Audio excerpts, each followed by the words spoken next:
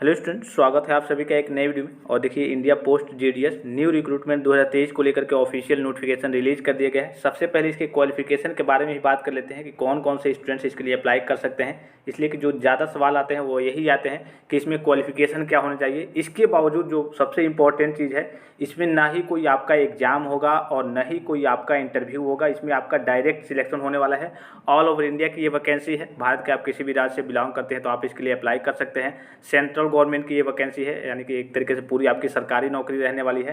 Qualification की बात करें तो अगर आप केवल 10th पास हैं आप इसके लिए अप्लाई कर सकते हैं। इसमें क्वालिफिकेशन की बात करें तो काफ़ी कम क्वालिफिकेशन, यानी कि अगर आप 10th पास हैं तो आप इसके लिए एलिजिबल हैं, आप इसके लिए अप्लाई कर सकते हैं।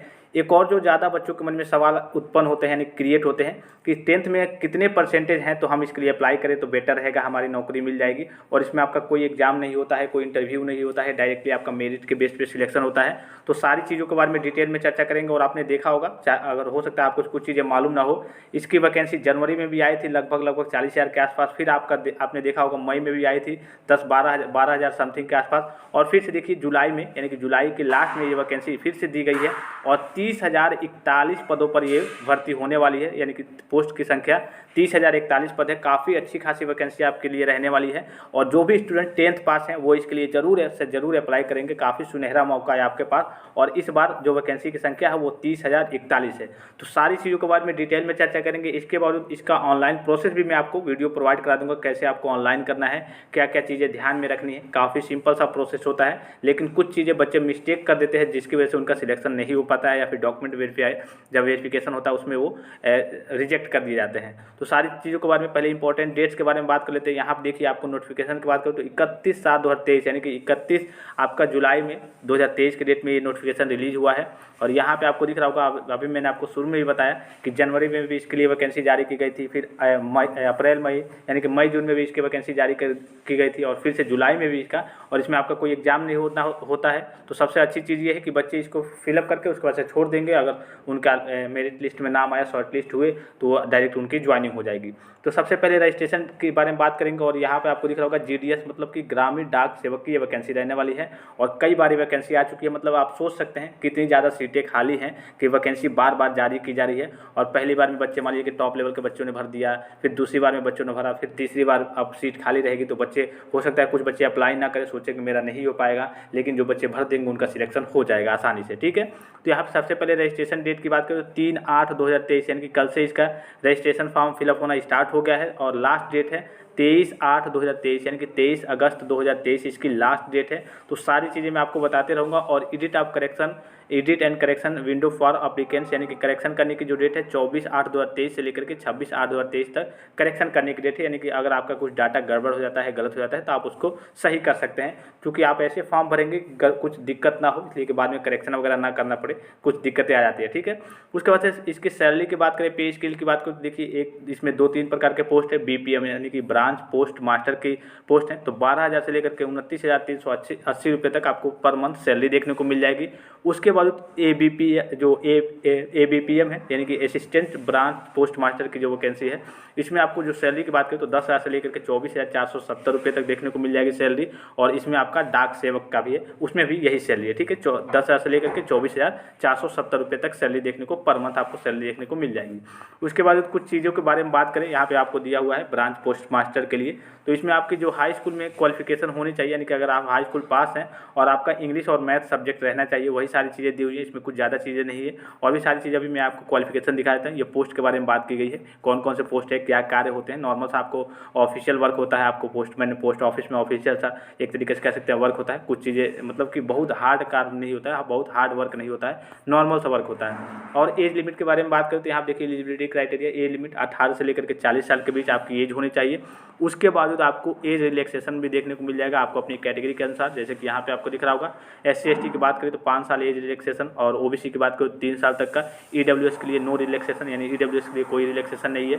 PWD की बात करें तो 10 साल तक, और PWD प्लस OBC से है और PWD है तो आप 13 साल तक, और PWD SC/ST के लिए 15 साल तक आपको एज रिलैक्सेशन भी देखने को मिल जाएगा। तो एज रिलैक्सेशन भी काफ़ी अच्छा खासा है कई सारे जो कैटेगरी के बच्चे हैं उनके लिए। और क्वालिफिकेशन की बात करें, देखिए सबसे जो इम्पोर्टेंट चीज़ है जो मैंने आपको पहले ही बता दी है कि आपकी क्वालिफिकेशन क्या होनी चाहिए, तो केवल आप 10th पास हैं किसी भी बोर्ड से, सीबीएसई बोर्ड से, यूपी बोर्ड से, आईसीएसई बोर्ड से, जो भी आपका स्टेट बोर्ड होगा, तो अगर आप केवल 10th पास हैं तो आप इसके लिए अप्लाई कर सकते हैं इन मैथमेटिक्स एंड इंग्लिश। यानी कि आपका जो सब्जेक्ट है हाई स्कूल में मैथमेटिक्स और इंग्लिश भी रहना चाहिए, वो कंपलसरी है। देखिए यहाँ पे दिया हुआ है have been studied as compulsory of elective subject, यानी कि मैथमेटिक्स और इंग्लिश रहना चाहिए। और अगर आप 10th पास है और मैथमेटिक्स, और जाहिर सी बात है कि सब बच्चों में वहाँ का मैथमेटिक्स और इंग्लिश हर एक हाई स्कूल में हर एक सब्जेक्ट रहता है, ये मैथमेटिक्स और इंग्लिश। उसके बावजूद जहाँ से भी मान लीजिए कि आप सपोज कीजिए कि आप गुजरात से फॉर्म को फिलअप कर रहे हैं, तो आपको गुजराती भाषा आनी चाहिए, वहाँ का लोकल लैंग्वेज की भी आपको जानकारी होनी चाहिए, और वो सब्जेक्ट भी आपके हाई स्कूल में होना चाहिए। और सब जगह होता है, जैसे मान लीजिए कि आप यूपी के कैंडिडेट्स हैं तो आपका हाई स्कूल में हिंदी सब्जेक्ट होता ही है और आपको हिंदी भाषा आती है, तो आप उसी जहाँ से भी आप अप्लाई करेंगे वहाँ का आपको लोकल लैंग्वेज भी आना चाहिए और वो सब्जेक्ट आपके हाई स्कूल में होना ही चाहिए। ठीक है, यहाँ पे दिया भी हुआ है the applicant should have studied the local language, name of local language at least up to secondary standard as compulsory for elective subject. यानी कि जहाँ से भी आप अप्लाई कर रहे हैं वहाँ का आपको लोकल लैंग्वेज आना चाहिए और वो लोकल लैंग्वेज आपके हाई स्कूल में भी होना चाहिए। जैसे कि अभी मैंने आपको बताया कि अगर आप यूपी से बिलोंग करते हैं तो हाई स्कूल में आपका हिंदी सब्जेक्ट है ही, और आपको वहाँ हिंदी जो लैंग्वेज है वो आपको सही से आना चाहिए, इसलिए कि आप वहीं काम करेंगे तो आपको जब भाषा ही नहीं आएगी वो हिंदी लैंग्वेज, तो आप जाहिर सी बात है कि उस वर्क को, उस कार्य को सही से नहीं कर पाएंगे। इसके बावजूद तो बस आपके अदर क्वालिफिकेशन की बात करें तो कुछ नॉर्मल सी चीज़ें, जैसे नॉलेज आप कंप्यूटर का थोड़ा ज्ञान होना चाहिए, उसके बाद से नॉलेज आप साइकिलिंग वगैरह या फिर अन्य जो ऑफिशियल वर्क है उसके थोड़े से कार्य चीज़ें आनी चाहिए। तो बहुत ज़्यादा ये टफ चीज़ें नहीं है, नॉर्मल से चीज़ें हैं। और भी सारी चीज़ों के बारे में डिटेल में चर्चा करेंगे, ये सारी चीज़ें वही दी हुई है।